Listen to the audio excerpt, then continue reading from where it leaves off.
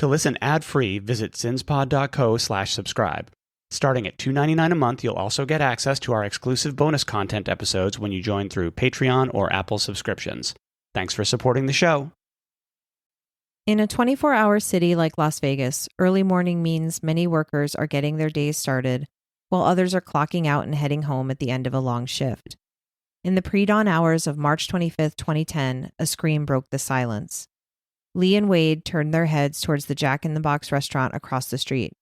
Moments later, they heard a gunshot and saw a woman collapse in the parking lot. They ran out to help, but it was too late. A young mother of 3 who had done everything right to escape her abuser had just been murdered. And the man who killed her, he should never have had a gun.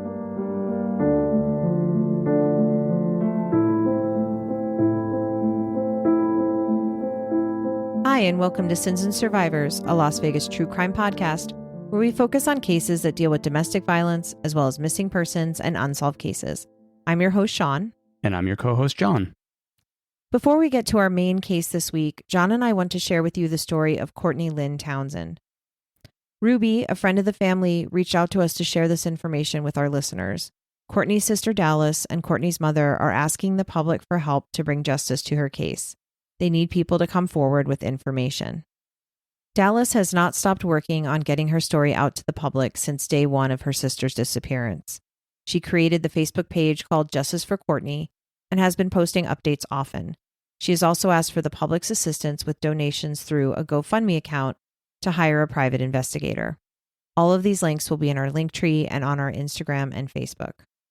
Courtney was a loving mother and a great friend with an outgoing personality. She loved her friends and family and would have done anything for the one she loved. Courtney was from Utah, but was known to have friends and family in Las Vegas, and she would visit here often. Courtney was only 32 years old when she was last seen in St. George on November 16, 2023. She was driving her mom's car when she was pulled over by the police in Hurricane, Utah, which is about 20 miles east of St. George. The traffic stop was captured on body cam footage. She told the officers that she was headed to Cedar City. He did end up giving her a speeding ticket, but before he walked away, she tried to give the officer a small box, like a jewelry box, and no one knows for sure what was inside the box or what her reason was for doing that. 3 days later, on November 19, 2023, the car was found near Duck Creek Village, Utah, 30 miles from Cedar City and more than 80 miles from St. George. The car was in the forest, about 10 feet from the roadway. It had been completely burned. About a half-inch of snow had fallen the night before, and when the deputy found the car, according to the report, he said the vehicle was cold to the touch. There were not any footprints around the vehicle, so he was able to determine the car burned before the snow fell. If you visit the Justice for Courtney Facebook page, you can see that the car was completely burnt out by the fire, and the fire was determined to be arson. The deputy found other items near the car, including Navy dog tags, earrings, sunglasses, a wooden box, a wallet, credit cards, and driver's licenses, but none of the identifying cards belonged to Courtney. All of this evidence was turned over to a detective with the Kane County Sheriff's Office, and the car was towed and eventually destroyed. I want to point out that according to the family, this is partly where things went wrong. Duck Creek is under Kane County jurisdiction, but Courtney had been reported missing from St. George, which is in Washington County.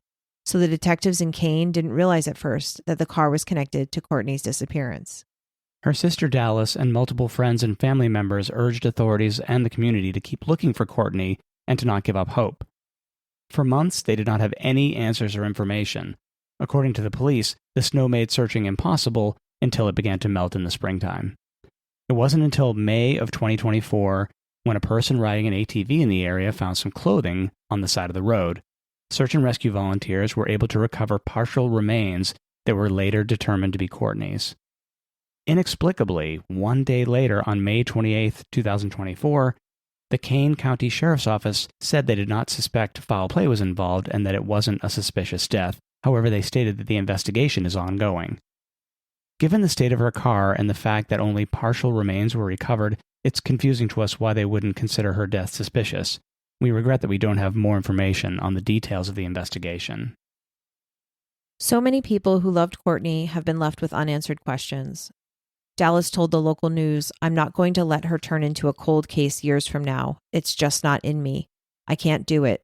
She deserves better. Courtney was 32 years old. She was 4'11" and weighed 110 pounds with brown eyes and brown hair, but she enjoyed wearing wigs on occasion and liked changing the color of her hair.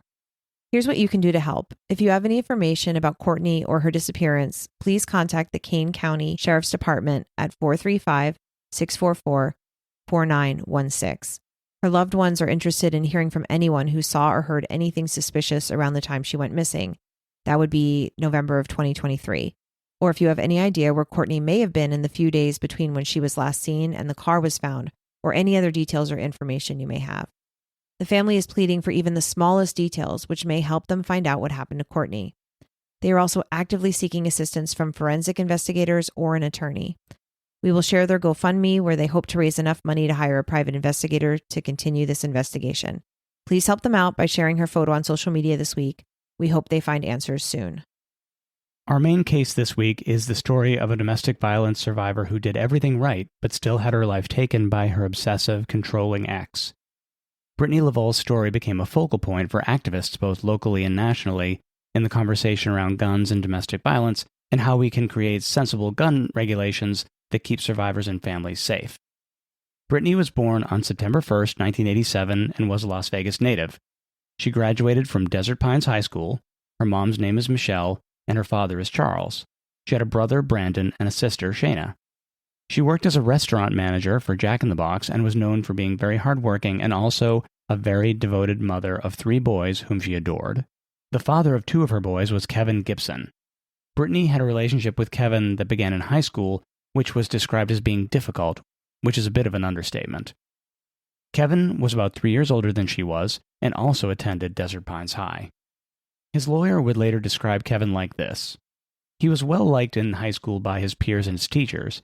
He was known to be friendly and tried really hard in school. He was a talented football player, and he received a few offers from colleges to attend and play. However, he was not able to make that happen allegedly because of his mental health challenges. According to his lawyer, it's during that time between high school and college when Kevin's mental health took a turn. He is said to have received treatment for bipolar disorder as well as schizophrenia. He reportedly did not have a steady work history and had difficulty maintaining access to health insurance and, of course, his medications.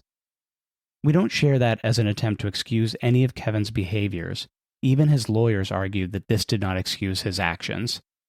We want to share this to give a complete picture of the events leading up to the crime and to highlight another challenge and shortcoming when it comes to domestic violence: access to consistent, effective mental health care for both perpetrators and survivors. The relationship between Kevin and Brittney was plagued by violent incidents. While it's said they were together on again, off again for 10 years, during that time, Kevin was involved with multiple other women and was arrested several times. In 2003, he punched his girlfriend of 2 years, not Brittney, in the face and several times in the back of the head. He threw her into a wall and strangled her. He threatened her so she wouldn't call the police, but several hours later, she was able to contact her sister, and then the police were called. He was convicted of battery and domestic violence. The following year, he pled guilty to a domestic violence misdemeanor after he pushed another different girlfriend down the stairs and then dragged her back up the stairs by her t-shirt and into their apartment. He was sentenced to 10 days in jail and was ordered to attend counseling and perform community service. Twice in 2009, he strangled yet another new girlfriend. He was also charged with threatening her and her dad to the effect of, "You're going to come up missing," or "Your father's going to come up missing." According to court records, the victim in these cases didn't follow up and the charges were eventually dropped. For me, this highlights why it's important to not just stress a victim leave their abuser and build all of our policies around that. In the span of 7 years, Kevin committed several acts of violence against 3 different women other than Brittney. Without effective punishment or treatment, Kevin continued to develop relationships with new women and went on to threaten, beat, and strangle them. Court records show a history of other charges not related to domestic violence, including felony charges of robbery and theft. In 2003, he was charged with felony theft, but accepted a plea deal to attempted theft, which is a misdemeanor, and was sentenced to 30 days. During this time frame, he also had a few citations for other misdemeanors, including one that mentions leaving the scene of an accident and a DUI, and a charge of lewd conduct in 2005. In 2006, Kevin was charged with 2 counts of felony robbery and 1 count of conspiracy. In that case, he shoved a worker who was carrying a bank bag to the bank to make a deposit after a shift. He slammed that victim into a lamppost, dislodging it from the ground. Once the victim was down, he grabbed the bank bag and ran away. The victim needed to be treated at a hospital for their injuries. He told the court that he was depressed and had no money. His girlfriend had just had a baby and he was feeling like less of a man because he couldn't provide for his kids, and he couldn't get a job because he had outstanding warrants. He told the court that if he was granted probation, he promised he would never be arrested for anything again. He was sentenced to 3 years probation. But approximately 2 years after he was sentenced, he was dishonorably discharged from probation for failing to comply with the conditions he was ordered to follow. The paperwork says that he would no longer be under the court's supervision. This feels like a failure of the system again. Kevin also committed acts of violence against Brittney and threatened to kill her several times. The two of them did have 2 children together, 2 boys, born approximately in 2003 and 2005. According to both Kevin and her family, the two of them broke up around 2008. Kevin said it was because he was cheating on her, but Brittney started disclosing to her friends and family the types of abuse Kevin had inflicted on her, and the actions Brittney took after the breakup indicate that something much more serious was going on. Her dad, Charles, would later tell reporters that Kevin was jealous and continued to stalk her after they broke up. Charles helped her move to a new apartment, and they did not tell Kevin where she was living. He continued to call her constantly to the point where she changed her phone number. He would often threaten her and say, "When are you going to let me see the kids?" and repeatedly said, "I'm going to kill you." Kevin would go to where she was working and demand money from her as a way of bribing her to prevent him from making a scene at her work. It reached the point where she was transferred to a different Jack in the Box location, and her coworkers were told that no one was to tell anyone where Brittney was working. We want to take a minute and note that this is the right thing to do, and we're glad that Jack in the Box took this step to help Brittney stay safe and avoid further harassment of both her and likely her coworkers as well. We all recognize that it is abusive behavior like this that can result in victims becoming unemployed, unhoused, and even further trapped by domestic violence. This controlling behavior and harassment often results in victims quitting or getting fired, and we're glad her employers allowed her to transfer. Going back to the children for a second, it's in the record that Kevin repeatedly claimed she wasn't letting him see the kids. However, several friends and family members gave statements that Brittney did allow him to have visitation with the children often. She would bring the kids herself initially, but when that became unsafe, she asked friends and family to help her safely transfer the kids to him. She would never do it alone. There was an incident where Kevin went to Charles's house and broke in, demanding to know where Brittney was. From then on, when Brittney would go visit her dad, she would park far from his place, hoping he wouldn't know she was there. Brittney's mother, Michelle, reported that he had threatened to shoot Brittney on previous occasions, and in February of 2010, Kevin's mother contacted Brittney and told her that he had a gun and was on his way to kill her. He did not follow through on that threat at that time. To us, it sounds like Brittney was doing everything she could think of to stay safe from Kevin, although she still had to be in contact with him because of the kids they shared. In the early morning hours of March 25, 2010, Brittney headed to work for an early shift at the Jack in the Box restaurant on Lake Mead Boulevard in Buffalo. It was about 5:45 a.m., 45 minutes before sunrise. Across the street, 2 friends, Lee and Wade, were just leaving the Einstein's Bagels when they heard a woman scream and heard a gunshot coming from the Jack in the Box parking lot. Another man named Christian was leaving the Starbucks next to Einstein's, and the 3 of them saw a woman on the ground near the Jack in the Box drive-thru and a man in a hooded sweatshirt running away. The 3 of them hurried across the street and called 911. Wade approached the woman and saw her Jack in the Box name tag, which read Brittney, and he yelled her name over and over to see if she would answer him. He got no response, and he thought she was dead. Around that same time, a woman named Christina was just leaving work at a nearby Vaughn's supermarket. She was driving past the Jack in the Box and saw a young woman lying on the ground, and a man in a dark sweatshirt standing over her. She hadn't heard the scream or the gunshot, so she thought maybe the woman was drunk and the man was helping her to her car. But as she approached the intersection, she noticed that same man in the dark sweatshirt run past her car and onto Lake Mead. She must have had an instinct about what had happened because she decided to follow him. He was cutting into parking lots and behind buildings, and she lost him, and she was never able to see his face. Police arrived and Brittney was transported to UMC. She had been shot once in the head, and sadly she died just a short time after arriving at the hospital. The police were able to find out that her 3 kids were at home with a babysitter. When they went to her apartment, the sitter told them about Kevin and his violent threats and behavior. The police, of course, wanted to speak with Kevin. They went to his mom's apartment that same day, and while they were speaking with her, Kevin called her on the phone. The officers asked him to come in and talk to them about Brittney, and he agreed. He met them at the homicide offices around 3 p.m. that afternoon. Kevin was told he was not under arrest and could stop the interview at any time. They explained to him that he had the right to remain silent and had him explain what that meant back to them. They told him that all he would have to say is, "I don't want to talk anymore," and they'd be done with the interview. The officers even told him that they wouldn't be angry or upset if that happened. He said he understood that he didn't have to speak with them, and at one point they started recording the interview, and again they reviewed his rights in detail before he agreed to speak. Kevin denied having anything to do with the murder. He told the police that the 2 of them had dated for 5 years, had 2 boys together, and they broke up about a year ago because he was cheating. He denied ever being abusive towards her. Kevin told the police he was trying to get back together with her, but he hadn't seen her in 5 months. He said he tried to contact her at her job, but they told him she no longer worked at that location. Kevin explained he'd been trying to contact her again recently because his son's birthday was 2 days ago and he wanted to see him, but he said he wasn't ever able to get in touch with her. As far as his alibi, he told police that he was at his friend Denise's house, hanging out with her and her boyfriend, a man who went by the name Mississippi. Later that night, the 3 of them headed out to a party at a mutual friend's house. On their way to the party, they were pulled over by Las Vegas Metro, and Mississippi was arrested for having outstanding warrants. Despite this, Kevin and Denise went to the party anyway and enjoyed themselves drinking and playing cards until 2:30 or 3 in the morning when they went back to Denise's house. Kevin said his mom had called him that morning and told him that something had happened to Brittney, and his cousin Isaiah let him know that everyone was looking for him. Kevin comes across as extremely cooperative with the police during this whole exchange. He even agreed to give a DNA sample and undergo a gunshot residue test. Police asked him about taking a polygraph test and reminded him again that all he would have to do is say he wanted to stop and they'd stop the interview. Kevin told him that he'd seen the shows, presumably referring to police procedural shows, and explained that he wasn't sure about doing a polygraph test. He said he wasn't against doing it, but he said he had some questions about it.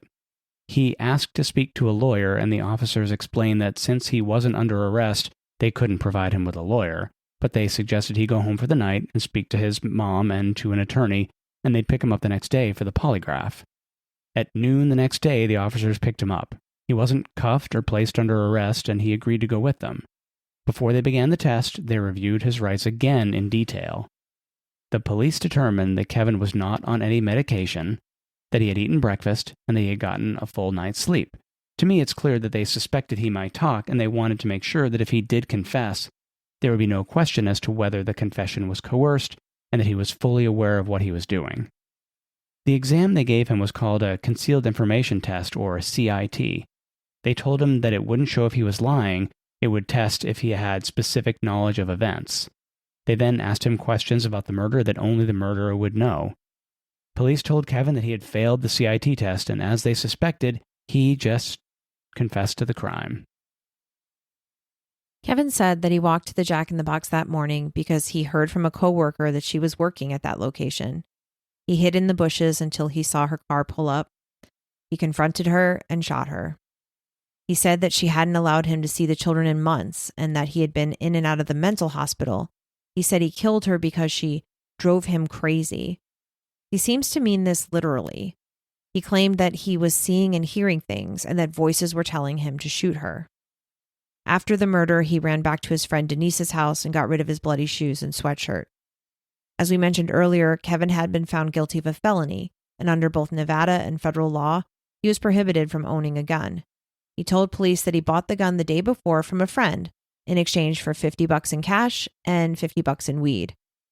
This kind of purchase wouldn't require a background check in the unlikely event Kevin's friend would have thought to ask for one. Later, Kevin returned the gun without saying it had been used in a crime.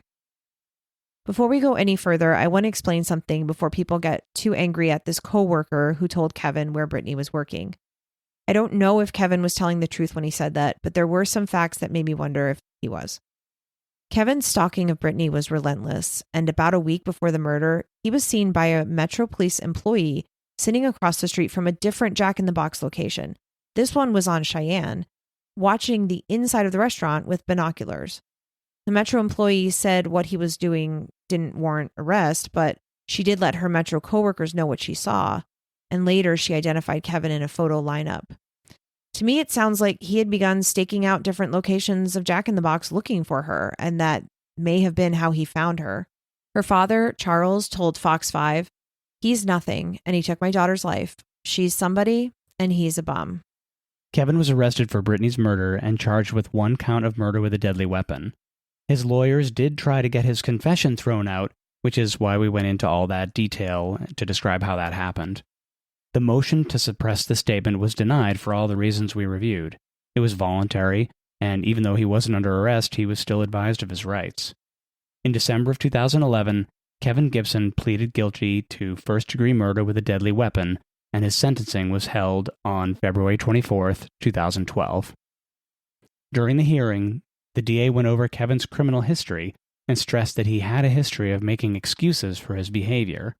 She highlighted what we mentioned earlier, that he promised the judge in 2006 that he would never set foot in a courtroom again if he was granted probation. She also played a voicemail that he had left Brittney in 2006 that highlighted how controlling he was. He had called her from jail, and Brittney could be heard saying, "I hear you were trying to kill me." There was no evidence that Brittney had ever kept the children from him, even though she was forced to take extraordinary measures to avoid him and stay safe. They also stressed that while Gibson said he was suffering from mental illness, there was clear evidence that he had planned out the crime and then concealed and lied about it afterward. He had bought the gun just the day before, intending to kill Brittney with it. The defense stressed his history of mental health challenges and detailed his diagnoses and medications. We discussed earlier how Kevin was said to have been successful in high school, but at some point started showing signs of mental health challenges. Kevin offered a statement where he said he was sorry to Brittney's family and also to his children, who will grow up without a mother. He said he accepted his punishment because he needed to be held accountable for what he did. Brittney's mother, father, and sister gave powerful and detailed victim impact statements of how Kevin had forever altered their lives. Michelle described how Brittney's 3 boys were in pain after what happened and lost and confused since they were so young and couldn't truly comprehend what had happened. Brittney's youngest was only 13 months old, with the older boys being just 7 and 4 when she died. Michelle asked the court for a life sentence since Kevin had given all of them a life sentence of grief and pain. Her father, Charles, asked the court to impose the maximum sentence so he would never be able to get out and hurt anyone again. Her sister gave a heartbreaking account of everything she, the boys, and Brittney had missed out on because of Kevin. She said that Brittney should still be here to meet her baby niece that she never got to meet and to help her children grow. She should be here to celebrate their birthdays and their milestones, like her middle son's first day of kindergarten. Her statement called for justice for Brittney, who was doing what she was supposed to do every day, working hard and taking care of her family. The judge sentenced Kevin Gibson to what was agreed upon in the plea deal, 28 years to life. He will be eligible for parole in 2030. Brittney's funeral was held on April 3rd, 2010, at Greater Evergreen Missionary Baptist Church in Las Vegas. The Reverend Rogers and Safe Faith United founder and executive director Rebecca Ferreira led the procession to Woodlawn Cemetery, where she was laid to rest. The inscription on her tombstone reads, "Always in our hearts, in loving memory, beloved daughter, sister, and mother."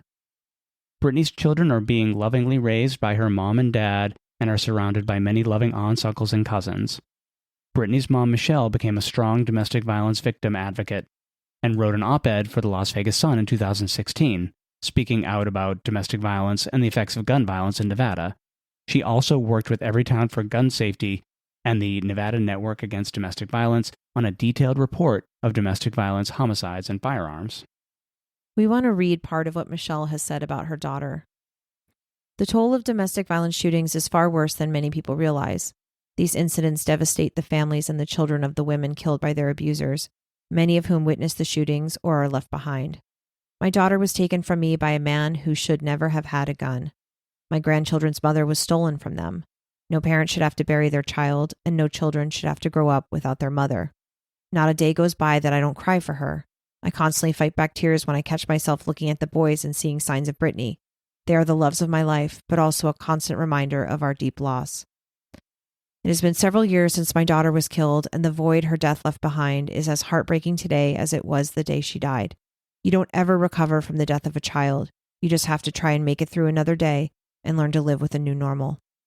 It's too late to save Brittney, but I don't want another mother to go through this unbearable pain. Brittney has been gone for 15 years, and we're still working to craft policies that effectively keep guns out of the hands of abusers. Brittney did everything an advocate would have advised her to do. She left her abusive partner, she changed her number, she moved to a new place, she changed where she was working, she alerted her friends, family, and coworkers of what was happening, and she took steps to protect herself and her children when she had to do a custody exchange. Sarah Tofty from Everytown for Gun Safety wrote in their 2016 report, "Our research shows undeniable proof that in many of these cases, there were ample indications that the shooters posed a risk to their partners, and that some of these tragedies could have been avoided if stronger laws had been in place to protect Nevada women. For example, at least 1 in 4 shooters had a criminal record that prohibited them from having a gun legally, but they were able to get firearms because of loopholes in Nevada law, including through unlicensed gun sales. The data shines a light on elevated rates of intimate partner gun violence in Nevada, but they also show how stronger laws can reduce gun violence and save lives. These statistics are due for an update since nearly 10 years have passed, but in the context of the research Everytown did in 2016, Nevada women were 65% more likely to be shot to death by intimate partners than women nationwide, and Nevada had the 5th highest rate of domestic violence gun homicide of women in any state. Meanwhile, in states that require background checks for all handgun sales, there were 46% fewer intimate partner gun homicides of women. This is why we do the podcast, so we can continue to highlight the stories of survivors and the lasting effects these tragedies have on our entire community, and we want to keep talking about solutions. As always, you can find resources and links to organizations near you where you can donate, volunteer, or get information on domestic violence, so we keep working toward prevention and solutions. Thanks for listening. If you want to help out the podcast, it helps out so much if you can take a minute and write a good review on whatever platform you're listening on. Of course, you can get ad-free episodes and access to our Swing Shift bonus episodes on Patreon or Apple Podcast subscriptions by visiting sinspod.co/subscribe. And we remind you that what happens here happens everywhere.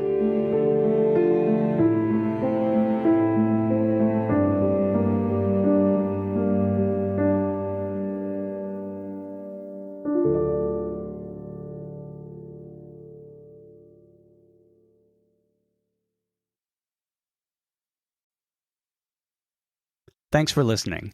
Visit sinspod.co/subscribe for exclusive bonus content and to listen ad-free.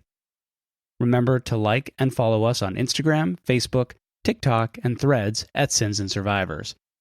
If you're enjoying the podcast, please leave us a review on your podcast platform of choice.